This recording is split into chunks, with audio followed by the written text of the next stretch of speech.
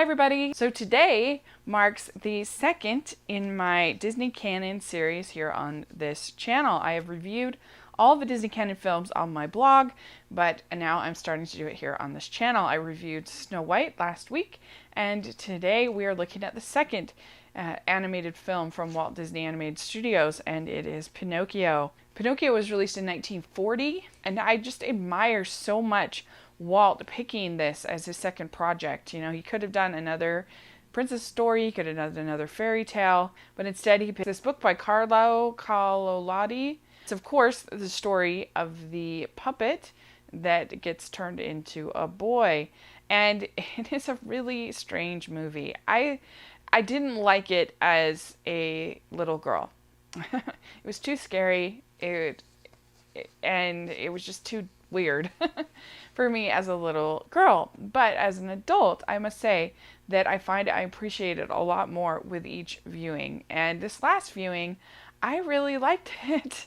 It's just so nutty and crazy. And one thing that really helped me to appreciate this film is once I saw it as a morality tale and not necessarily a traditional story, because they used to do morality plays, which were kind of like sort of fables. You know, there would be like a lesson at the end that the kids would learn, and basically this is the same way. You know, the main lesson is about temptation and how Pinocchio is repeatedly tempted to do bad things and how it always leads to bad results. And particularly to be honest is a big lesson that he learns throughout the story. But really, each step in the way of Pinocchio's journey to being a real boy involves some kind of temptation. He's tempted at the beginning with fame and with being an actor by Honest John and Gideon.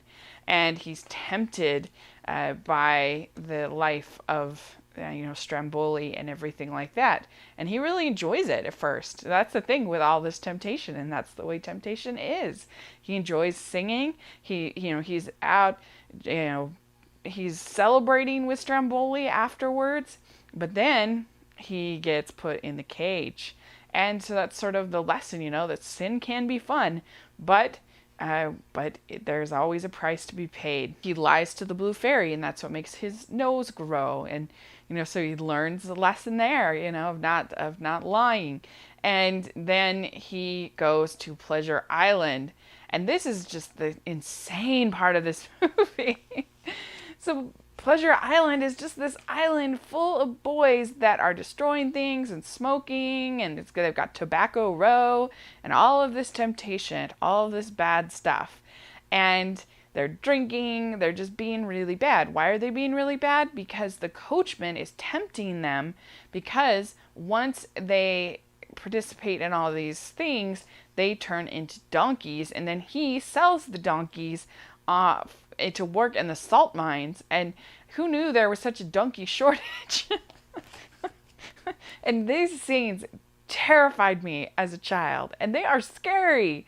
I mean, it's really bad when Alexander comes up and he's still talking, and he gets thrown by the coachman into the group that's still talking, that haven't fully changed. And then you see Lampwick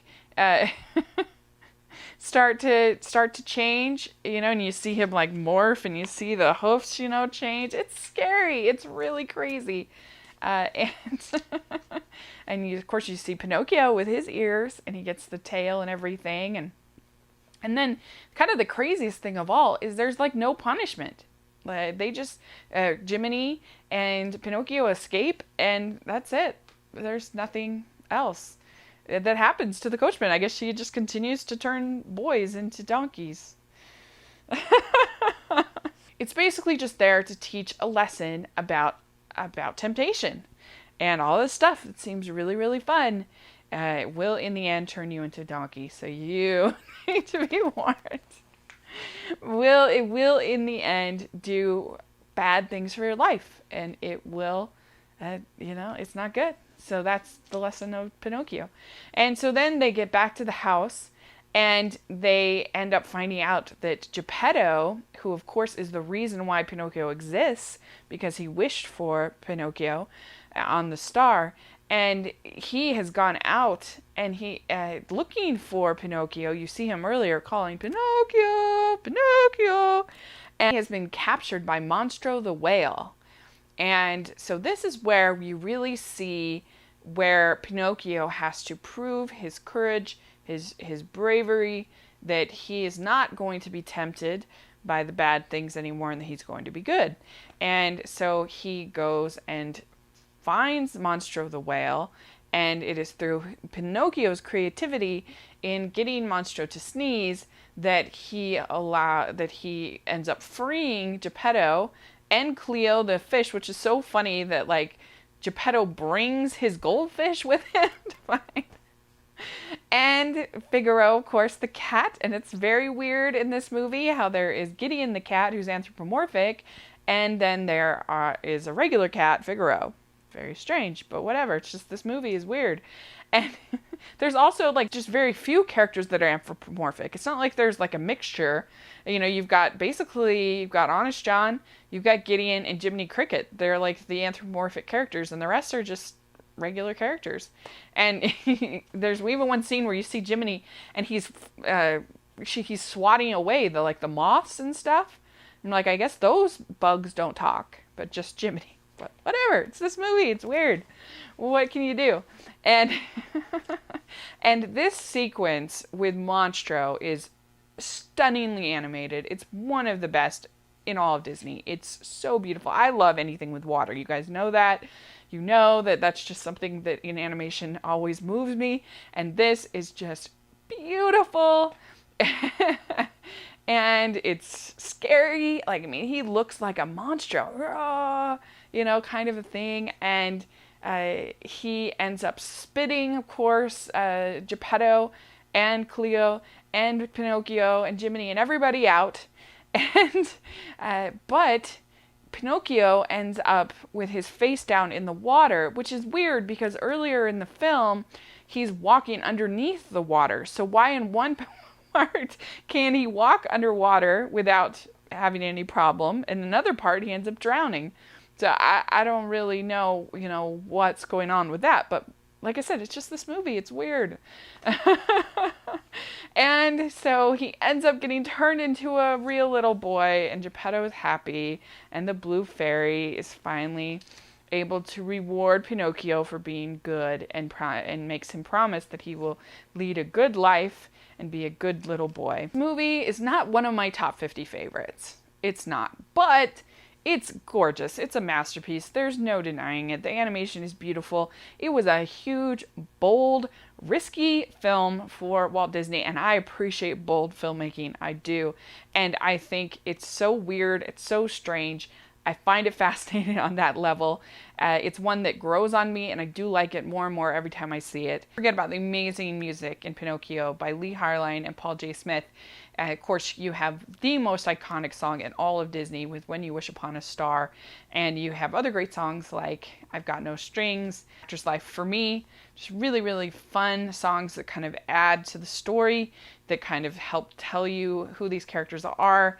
And I think When You Wish Upon a Star is really special because it's a song about hope, and to always be wishing upon stars, to be wishing for things to be better, wishing for things to be happy and hopeful. You also have great vocal performance. You have Dickie Jones as Pinocchio. You have Cliff Edwards as Jiminy Cricket, who's so sweet and funny in the part. It's a great classic, iconic Disney character.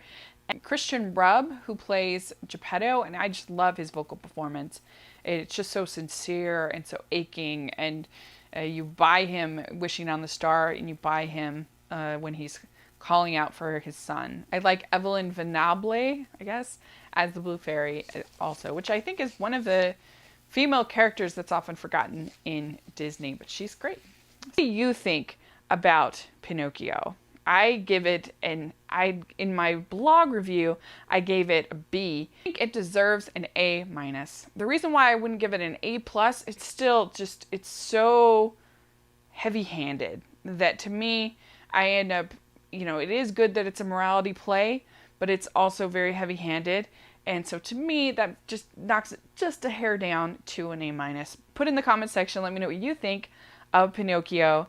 And thanks so much. And we'll talk next week about Fantasia. And I'm so excited. That's going to be intense and very difficult. Thanks so much. Please subscribe to my channel. I'll talk to you later. Bye.